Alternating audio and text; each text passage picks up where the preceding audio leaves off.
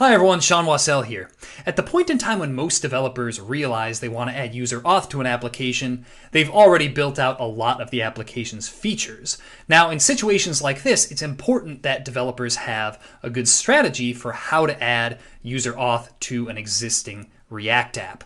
So that's what we're going to be taking a look at here today. You see, the friend tracker application that we've been building throughout multiple videos has basically everything except user authentication at this point. So what we're going to do is we're going to take a look at how to add some basic user auth to an application. And this will involve doing things like creating a login page and making sure that users can only access a certain subset of pages.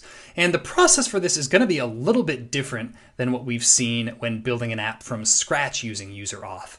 So with that said, let's jump right in and see what everything is going to look like.